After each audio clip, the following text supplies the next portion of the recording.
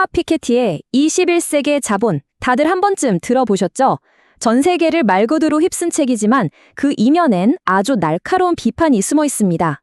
오늘 바로 그 비판을 통해서 우리 시대의 불평등 문제를 한 걸음 더 깊이 파헤쳐보겠습니다. 이 논쟁의 중심에 홍은 교수가 있습니다. 피케티의 놀라운 성과, 그리고 그 한계까지 아주 명쾌하게 짚어주는 분인데요. 자, 그럼 홍 교수와 함께 이 뜨거운 논의 속으로 한번 들어가 볼까요? 우선 토마 피케티의 21세기 자본이 대체 뭐길래 이렇게까지 전 세계적인 화제가 됐는지부터 잠깐 짚고 넘어가야겠죠? 핵심은 이거였습니다. 자본주의가 이대로 가면 부의 불평등은 점점 더 심해질 수밖에 없다. 바로 이 강력한 한마디가 전 세계적인 논쟁에 불을 붙인 거죠.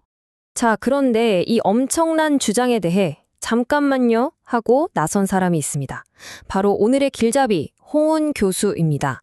홍은 교수는 마르크스 경제학을 깊이 연구한 분인데 동시에 주류 경제학의 역사도 꽤 끓고 있어요. 그러니까 양쪽의 시각을 모두 동원해서 피케티를 입체적으로 분석할 수 있는 정말 딱 맞는 분인 셈이죠. 홍 교수가 가장 먼저 지적하는 게 뭐냐면요. 피케티의 이론이 사실 어느 한쪽에 딱 들어맞는 게 아니라는 거예요. 여러 이론이 뒤섞인 아주 흥미로운 하이브리드라는 거죠. 어떤 면에서는 자본이 스스로 커지는 경향이나 역사가 중요하다고 말하는 게 마르크스랑 비슷해 보여요. 그런데 또 다른 쪽을 보면 자유무역을 옹호한다거나 이건 피케티가 비판했던 신구전학파랑 똑 닮았거든요. 좀 신기하지 않나요? 특히 이 자본세 아이디어, 이게 진짜 파격적이었어요. 자본으로 버는 돈은 일 안 하고 버는 불로소득이니까 거기에 직접 세금을 매기자. 와, 이건 보통의 경제학자들이 할 수 있는 얘기가 아니죠. 홍 교수는 바로 이 지점에서 마르크스의 향기가 느껴진다고 보는 겁니다. 그런데 이렇게 서로 다른 이론을 섞다 보니까 문제가 생깁니다. 피케티가 말하는 그 자본이라는 게 도대체 정체가 뭐냐는 거죠. 이 지점에서부터 본격적인 논란이 시작됩니다. 자, 바로 이겁니다. 피케티를 비판하는 사람들이 진영을 가리지 않고 공통적으로 지적하는 딱 한 단어. 바로 자본입니다. 피케티가 쓰는 이 자본이라는 단어에 문제가 있다는 거예요. 피케티는 자본을 그냥 부, 그러니까 재산이랑 거의 똑같이 봐요. 공장, 기계는 물론이고 땅, 심지어 상속받은 저택까지 전부 다 자본이라고 퉁쳐서 말하는 거죠. 유동민, 주상현 같은 경제학자들이 바로 이 부분을 날카롭게 파고듭니다. 근데 한번 생각해 보세요. 경제에 기여하는 방식이 완전히 다른데 과연 피카소 그림이랑 공장 기계를 똑같은 자본이라고 볼 수 있을까요? 이게 마르크스의 자본 개념과는 완전히 다른 지정이에요. 마르크스에게 자본은 그냥 돈이나 재산이 아니었거든요. 노동자를 고용해서 이윤을 뽑아내는 그 생산 과정에서 드러나는 사회적 관계 그 자체를 자본이라고 봤던 거죠. 소유냐, 생산이냐, 관점이 아예 다른 겁니다. 자, 그리고 홍 교수가 지적하는 또 하나의 중요한 비판점이 바로 피케티의 생산주의입니다. 그 유명한 공식 R greater than G 있잖아요.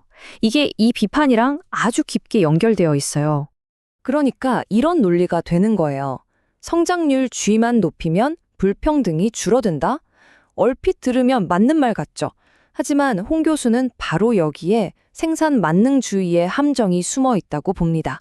무조건 성장만 하면 다 해결된다는 식의 생각은 우리 사회의 더 깊은 구조적인 문제를 못 보게 만든다는 거죠. 아니, 근데 이런 학자들끼리의 논쟁이 우리랑 무슨 상관이냐고요? 그게 중요합니다. 왜냐하면 이 논쟁이야말로 경제를 더 인간적인 시각으로 바라보게 하는 계기가 되기 때문이에요. 생각해보면 피케티의 모델은 온통 부에 대한 데이터잖아요. 그러다 보니 숫자로 잴 수 없는 것들은 다 빠져버려요. 예를 들면 감정 노동의 고통이라던가 직장 내 권력 관계 같은 이런 진짜 중요한 인간적인 문제들은 보이지 않는 거죠. 그래서 홍 교수는 계속해서 강조합니다. 경제를 제대로 이해하려면 데이터만 봐서는 안 된다. 사회구조, 인간관계, 그리고 역사까지 아우르는 총체적인 시각이 반드시 필요하다고요. 바로 이겁니다. 인간은 그냥 계산기만 두드리는 호모 에코노미쿠스가 아니라는 거죠. 우리는 서로 돕고 관계를 맺는 호모 레시프로칸스, 즉 사회적인 존재잖아요. 결국 불평등 문제도 단순히 숫자의 문제가 아니라 사람과 사람 사이의 관계, 우리가 어떤 사회를 만드느냐의 문제라는 아주 중요한 통찰을 얻게 됩니다. 자, 그렇다면 마지막 질문이 남습니다. 경제 성장 그 자체만이 정답이 아니라면 우리 사회는 과연 무엇을 향해 나아가야 할까요? 정말 중요한 게 무엇인지 한 번쯤 깊이 생각해보게 만드는 질문이죠.